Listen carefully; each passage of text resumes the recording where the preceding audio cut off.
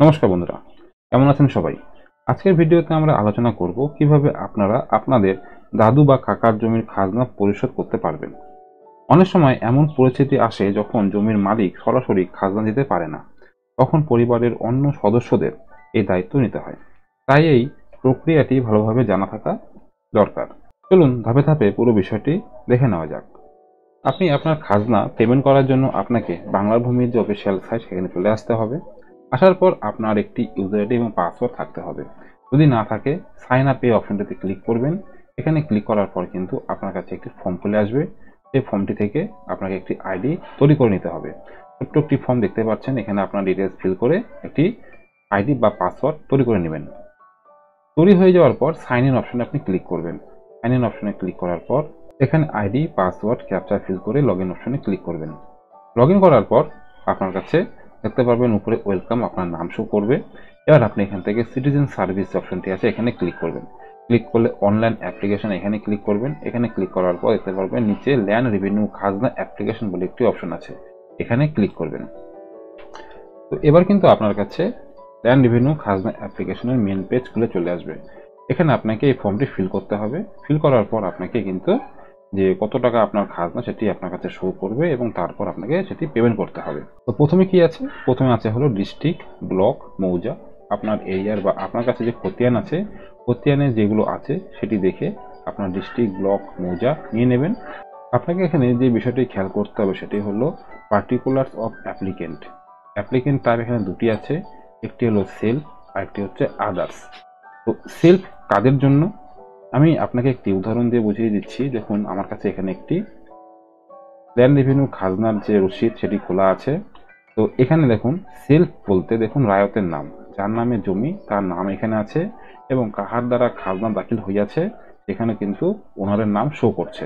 তো এটি হলো সেলফ, ঠিক আছে। যে এখানে ফর্মের মধ্যে যে অপশনটি হচ্ছে সেলফ, কাহার দ্বারা খাজনাটি দাখিল হইয়াছে। তো সেলফ করলে যিনি ওনার তিনি টাকাটি পেমেন্ট করছেন, তো সেই ক্ষেত্রে আমরা সেলফ অপশনটি নিয়ে নেব। আর আদার্স যদি আমরা অপশনটিতে ক্লিক করি তাহলে কি হবে? ধরুন এখানে হচ্ছে ওনারের নাম শো করবে 10 নম্বর কলমে, আর 11 নম্বর কলমে যিনি টাকাটি পেমেন্ট করছেন তার নামটি এখানে শো হবে। দেখা গেল এখানে ওনারের নাম আছে মায়াচন্দ্র, কাহার দ্বারা দাখিল হইয়াছে এই খাজনাটি, দেখা গেল রামশ্যাম যদু বা অন্য কারো নামে অন্য কেউ এই টাকাটি জমা করছে, তো তার নাম কিন্তু এই 11 নম্বর কলমে শো করবে। অনেকে কিন্তু এই প্রশ্নটি করে থাকে যে অমুকের জমি আমি পেমেন্ট করব, সেটি কিভাবে করব বা এইখানে সেই নামটি কিভাবে আসবে। তো আপনারা কিন্তু এখানে যে আদার্স অপশনটি আছে সেক্ষেত্রে যদি এখানে যে আদার্স অপশনটি আছে সেই অপশনটিতে সিলেক্ট করে আপনাকে এই তথ্যটি ফিল করতে হবে। তো আপনি এখানে আদার্স অপশন ফিল করে কার তথ্য ফিল করবেন হচ্ছে যিনি টাকাটি জমা করছে। হতে পারে আপনার বাবার সম্পত্তি ছেলে জমা করছে, অর্থাৎ ছেলের নামে এখন অবধি খতিয়ান হয়নি, তবে সেই ক্ষেত্রে কিন্তু এখানে ছেলের নামটি ফিল হবে। এখানে ছেলের নাম হবে ফার্স্ট নেম, ছেলের last name, father's name, address. এখানে একটি ভ্যালিড মোবাইল নম্বর লিখে ট্যাব বাটনে ক্লিক করলে একটি ওটিপি আসবে। ওটিপিটি এখানে ফিল করতে হবে। তারপরে জেন্ডার অপশনে ক্লিক করে মেল অথবা ফিমেল যেটি আসবে সেটি নিয়ে নেবেন। আপনাকে এখানে যেগুলোতে লাল স্টার আছে সেগুলো কিন্তু অবশ্যই ফিল করতে হবে।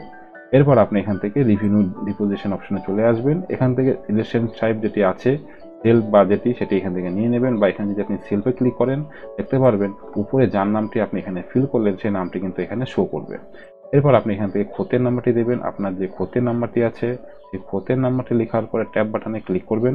ক্লিক করলে কিন্তু এখানে একটি পপ খুলে আসবে, বলবে আপনি যে খতের নাম্বারটি এখানে ফিল করলেন সেটি কি সঠিক? তাহলে ইয়েস অপশনে ক্লিক করবেন। ইয়েস অপশনে ক্লিক করলেই কিন্তু ওনারের নাম এখানে শো করবে। এরপর আপনার কাছে কিন্তু যে বাকি তথ্যগুলো আছে স্টেপ বাই স্টেপ সেগুলো এখানে ফিল করবেন। ফিল করার পর প্রিভিয়াস ল্যান্ড রেভিনিউ খাজনা যে তথ্যটি আছে সেটি আপনি দিয়ে দেবেন। যদি পুরনো রসিদ আপনার কাছে থেকে থাকে তাহলে এই ঘরটি ফিল করতে হবে, আর যদি না থেকে থাকে তাহলে কিন্তু ফিল করার প্রয়োজন নেই। সেক্ষেত্রে আপনার খাজনাটি কিন্তু একটু বেশি লাগবে। আর যদি আপনি লাস্ট রেভিনিউ খাজনা রিসিপ্ট কপি এখানে আপলোড করতে পারেন তাহলে আপনার যেই বছরের অ্যামাউন্টটি বাকি আছে সেই বছরের অ্যামাউন্টটি শুধু এখানে কাটবে। এরপর এখানে ক্যাপচাটি ফিল করে টিক বক্সে টিক চিহ্ন করে সাবমিট অপশনে ক্লিক করবেন।